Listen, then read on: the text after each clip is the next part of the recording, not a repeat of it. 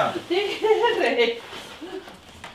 Aga kahekesi oletegi või? Ja seekord oleme kahekesi. Robert läks meil kooliga noortevahetusele ja ema läks oma IT-firmaga konverentsile ja nii me jäimegi Matildaga kahekesi kodu valvama.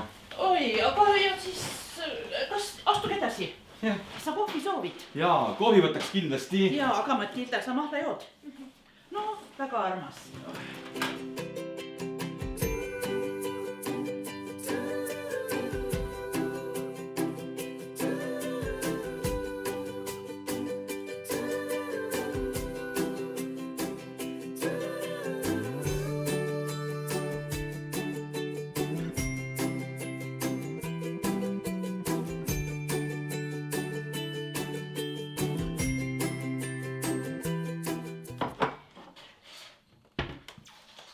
Aga räägi, kuidas sul elu läheb ka?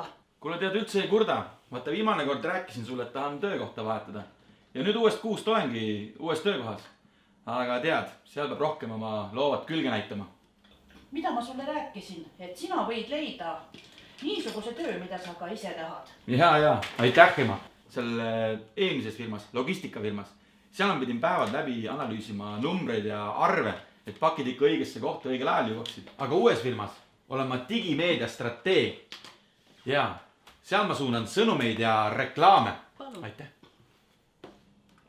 Ja, aga vaata, seekord vaatasime ikka väga sügavalt peeglisse. Ja mõtlesin, kas ma saan selle kõigega hakkama. No siis ma mõtlesin ja kaalutlesin ja analüüsisin ja otsustasin ikkagi, et see on praegu mulle kõige õigem. Ja mul on siit väga palju õppida. Vaata, loovust. Sa saad Robertilt õppida. Ja noori tasub alati kuulata.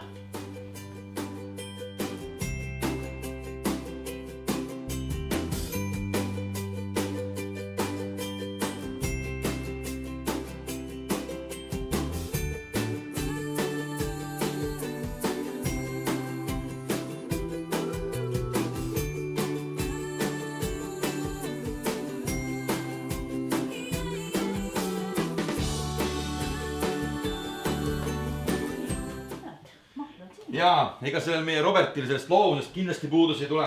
Ta on praegugi ju näiteringiga Belgias noortevahetusel laagris. Kas ta hakkab juba põhikooli lõpetama või? No jah, vaata, 9. klass on käsil ja siit tulevad juba esimesed valikud. Ja vaatame, mis saab, sellepärast, et tal ka praeguses koolis läheb kõik ju väga hästi. Aga teate, on aasta aega uurinud ühte teist kooli, kus on ka ekstra näiteringi klass. Aga no ma arvan, et siis ta peakski nagu sinna minema, kus siis ikka muidu tundide ajal saab teatrit teha. No jaa, aga vaata, sellega on nüüd niimoodi, et siis tuleb ka ju keskkooli lõpp. Ja siis on juba uued valikud, ülikool, kutsehariduskeskus, rakenduskõrgharidus siin või välismaal. Mõni läheb üldse tööle või siis vabatahtlikuks. No mina olen kogu aeg arvanud, et see näitlejaks sünnitakse, mitte ei õpita. Kuule, ole nüüd. Tead, eks see näitlejaks hakkamine on ka ikka üks suur planeerimine. Kas lähed ülikooli, seal saad suhelda teiste näitlejate ja lavastajatega. Lähed rakenduskõrgkooli, no seal saad rohkem erialasse süveneda ja erialase paberi. Või siis üldsegi, miks mitte lavakunsti seminarid. No ma näen, et teil on ikka kõva planeerimine käsil. Jaa, vaata. Siin on viimasel ajal üks uus teema meil sisse tulnud. Riigiteadus ja selline poliitika värk. Tead, neil on selline lahe seltskond tekkinud, kes arutavad erinevatel päevakohastel teemadel ja mõtlevad, kuidas Eesti elu arendada ja edasi viia. Ja on selline nagu tekkinud kohe selline minivalitsus koolis. Ja ta rääkis mulle seda ka, et koolist oli talle soovitatud, et minna mõne poliitiku töövarjuks. Ja aga vaata, siin on see koht, kui ma analüüsima. Ega mina tema eest otsustada ei saa. Joo. Aga Matilda, kas sina oled ka oma tuleviku peale mõtelnud? Mina hakkan arhitektiks. Kuule, kus sa nii uhke ameti peale oled tulnud? Kuule tead, tema meil muud vabal ajal ei teegi enam, kui ainult ehitab ja ehitab.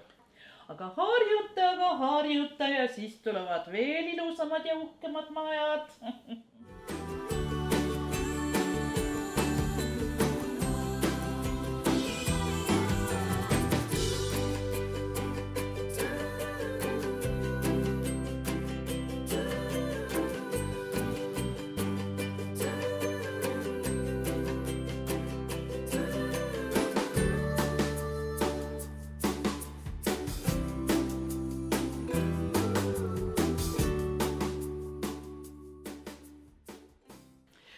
ja tead, vanaema õpib ikka edasi. ja ma käisin hiljaaegu seenioride arvutikursustel. ma vaatasin kogu aeg, et no kuidas need noored kõik oma asjad ajavad ära arvutis ja internetis. aga mina ei oska mitte midagi. aga nüüd ma olen sama tark. ja tead, ma otsustasin veel minna Prantsusmaale. minu endine klassiõde elab seal ja teate, ma olen tahtnud terve aeg seda Eiffeli torni vaadata. ja nüüd ma panin siis arvutis ennast prantsuse keele kursustele kirja. jah, ega seal ainult eesti keelega ju mitte midagi ära ei tee. kuule, see on küll nüüd äge.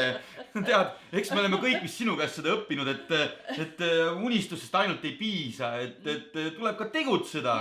ja, aga vaata, meie perel on ka nüüd uus abi. me ka tegutseme. Unistustest ainult ei piisa. tead, meil on kõrval tänavas on koerte varjupaik ja siis Matita üks päev tuleb minu juurde, ütleb, et kuule, et lähme kutsasid vaatama. no loomulikult me läksime ja nüüd käime iga nädal seal. küll kutsadega jalutamas, küll oleme mingil muul moel aktiivsed. näiteks emme meil. emme tegi varjupaigale kodulehekülje ja nüüd on kõik rõõmsad. on peremeel rõõmus, on varjupaik rõõmus ja loomulikult kutsad on veel kõige rõõmsamad. oi, kui tublid te olete, no näha kohe vanaemast. ikka vanaemasse, jah.